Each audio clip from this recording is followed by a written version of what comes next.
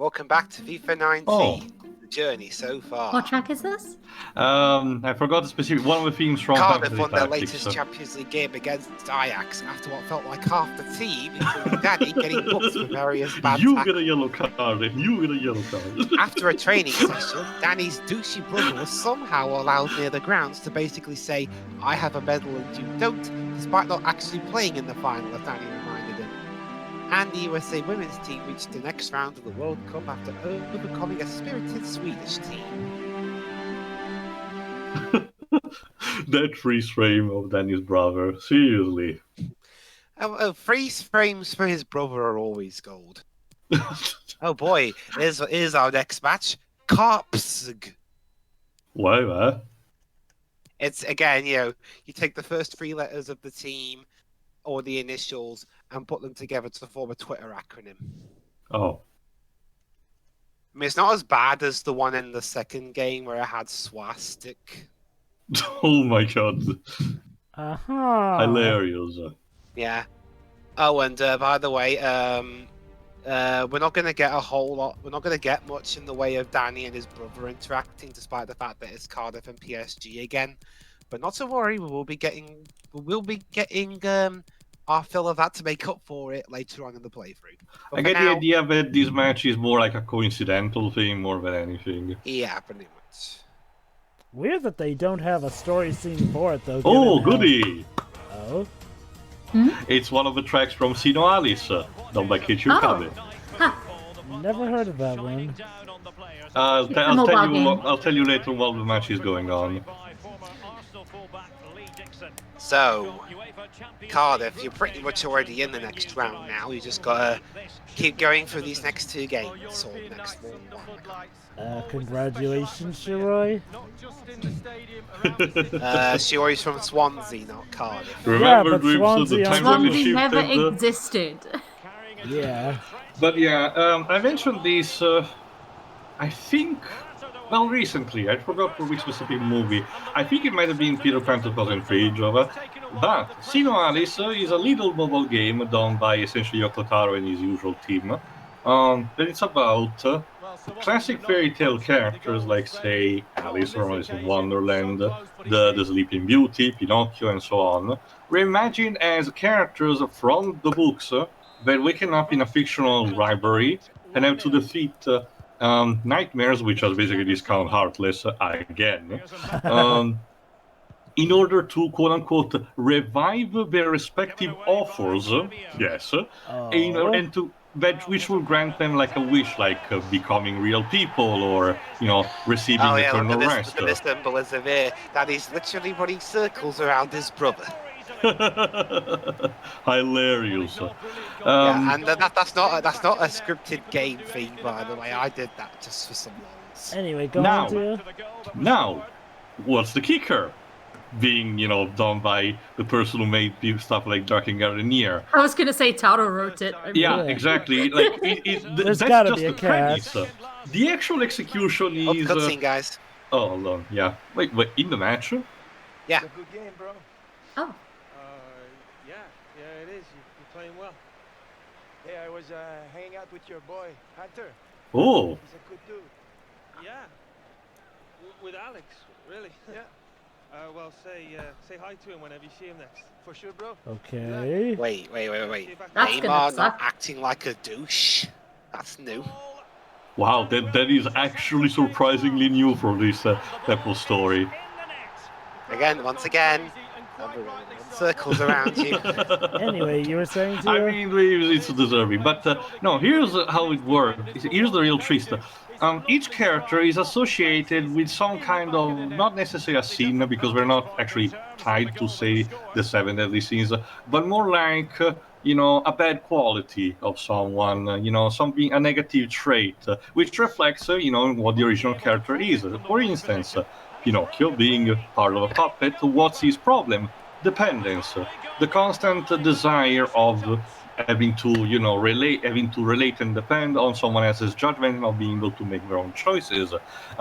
Interesting enough, okay, I admit that I don't know much about her original theme, but apparently Princess Kaguya from the Tale of a Bamboo Cutter is reimagined as a masochistic nymphomaniac, and I'm not even joking about that. Interesting. But here's the thing, Jova. This progresses for like 2 major acts because being a gacha, the story is a bit dilated. Wait. It's Oh. a gotcha? Oh. Yes, Gotcha. gacha mobile game. Hold on. Another one, Dwibs, really? Hey, at least it's not as many as the game against Ajax. So He can really you- likes the color yellow. Can this player do like Chuck Cunningham and actually, sweep away from the team so we cannot see him again? I don't know, maybe.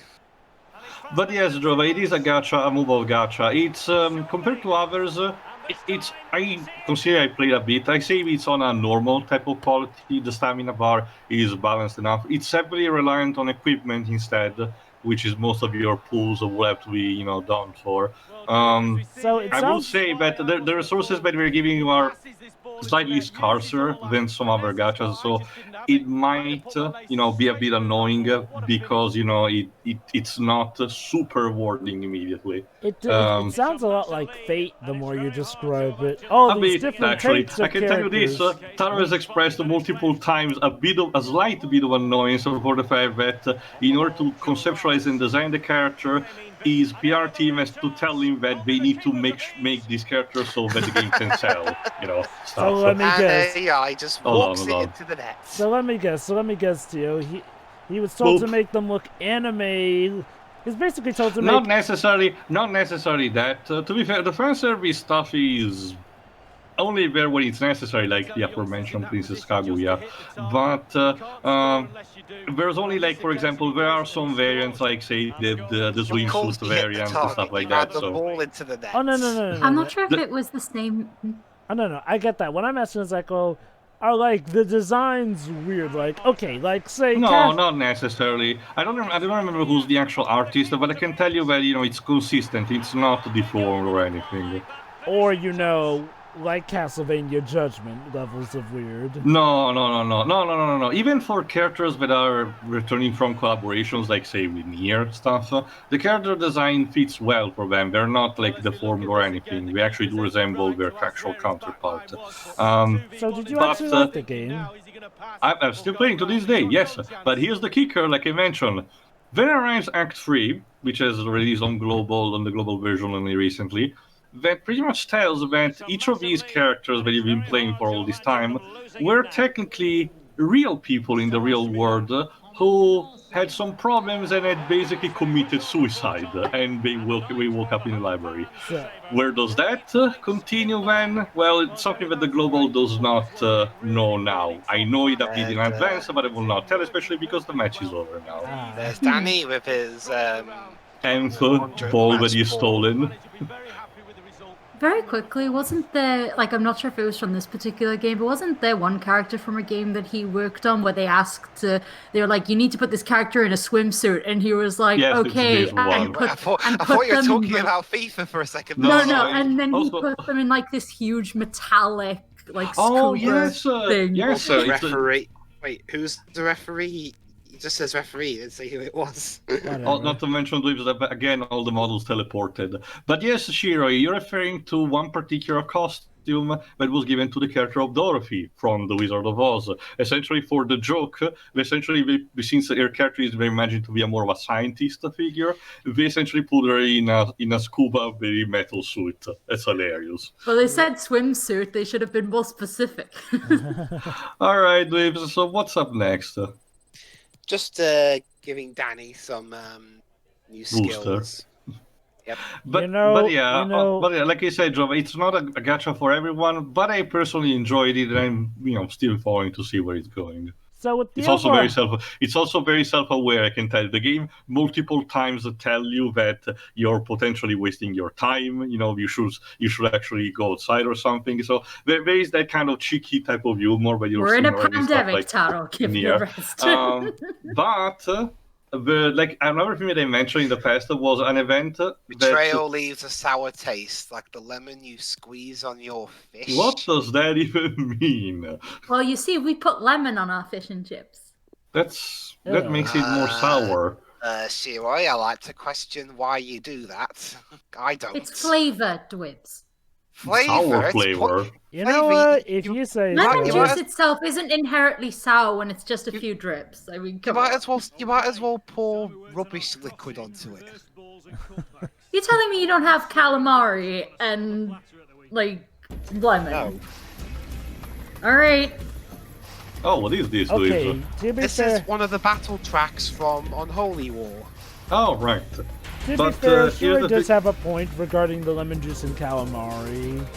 But I think everything that I briefly mentioned in the past, Joe, is that there was a moment where they had a collaboration event with Space Invaders, which makes sense. Taito is owned by Square at this point. And essentially the game starts like a normal the event like normally by having the host telling about the story and the characters being involved with it, but soon enough it becomes essentially a history lesson about the video game genre as a whole, like because Space Invaders is one of the very few, and then the game becomes essentially a custom version of the actual Space Invaders video game. What? And then at the end it tells me you wasted your time again. Cute. Well, I mean, I get why not. I mean, Square owns Space Invaders. Yeah, like I mentioned, tied by proxy with Taito. Yeah, well, so anyway, we're not going to have Shakhtar versus Cardiff in this part. So who are we switching to? Go back to Alex. Might as well. Catherine delivered her vision for Alex's new brand. Why do I get the feeling her vision is not exactly optimal? I mean, it's a better vision than whatever the hell B and her team came up with. Oh, I thought that's who you were talking about. Never mind. Me too. Alright, so, just some more training to do, and then a cutscene, and then we'll end the part. Alright. Let's see what we do. Actually, no, we're just gonna go straight into it. Fishtastic. Nice. Nice. You okay? As soon as it loads. We complete more passes than any other team in La Liga. This is no accident. Today we work on passing again and again. Oh, Castlevania. Nice. Boss theme. Yeah, again, it's a bit weird having a boss theme during a training session, but... It's okay, please, don't worry. And a boss theme that's so chill? Yeah, Castlevania. Before the second game, the first Castlevania's set of themes were not super energetic. Maybe Dracula's final boss theme, Nothing to Lose, but that's pretty much it. Tough session. You okay? Training too much for you?